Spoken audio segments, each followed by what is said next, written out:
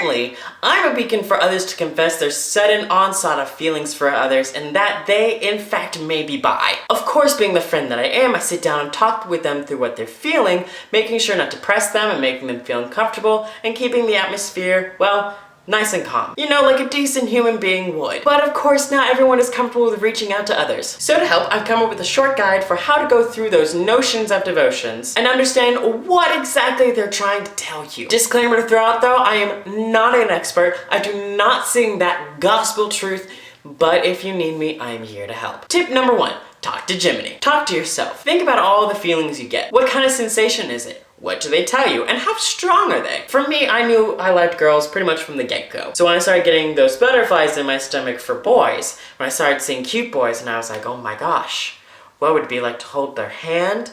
Maybe talk with them about life?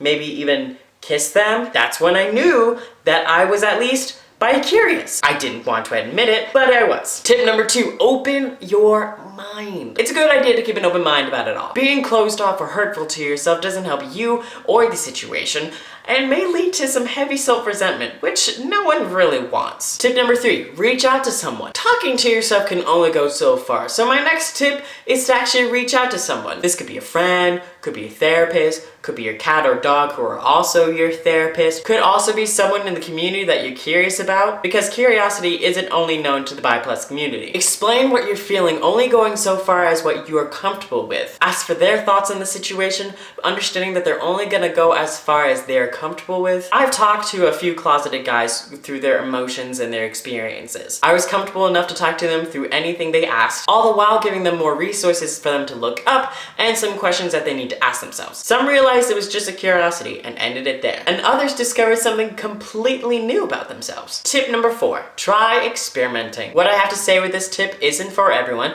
Some people do not want to be sexual with their experimenting or at all, and that is completely fine and valid. And it's also important to note that experimenting isn't inherently sexual, can also be romantic in other ways. For others, experimenting sexually helps them figure out what the deal is. Here's some very important information to note. Be of age. I shouldn't really have to say this, but I do. Please be of age. Make sure that the person is also of age. Don't get into that type of mess. Stay safe, please. Make sure that you can trust the other person. There are situations where being discreet is of the utmost priority, so there has to be a level of trust between you and the other person to where neither of you will spill the beans, so to speak. Set guidelines. A will, want, won't list is a perfect example of this. There's a video in the description that I want to check out that has all the details on a will, want, won't list. It's fantastic information even for people who aren't curious. And finally, relax when you're going through it all. Just go with the flow and know that anytime you can stop. You don't have to go through it all the way. You can stop at any point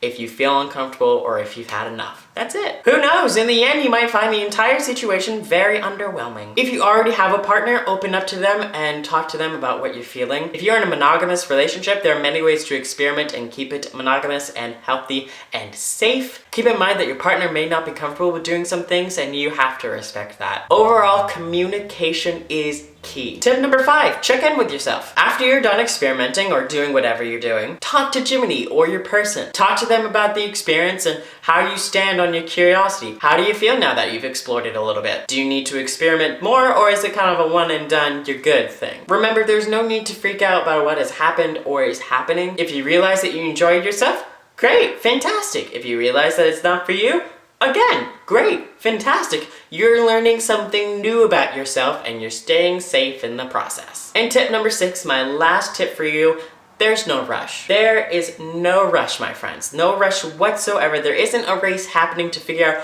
who can discover their curiosity first. So take your time. The main priority is that you take care of yourself.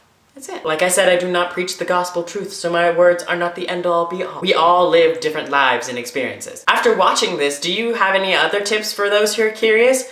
Do you want to make an amendment to the tips that I gave? I'm always up for suggestions. Make sure to leave them in the comments down below. I also want to take a moment to plug the YouTube channel, Sexplanations with Dr. Doe. If you're curious about anything else, Dr. Doe more than likely has a video on it. And if not, you can always ask. But hey, that's it for me today. I hope I helped even just a little bit. My name is Alan. Be sure to like, comment, and subscribe, and I will see you guys next time. Have a beautiful day. Bye.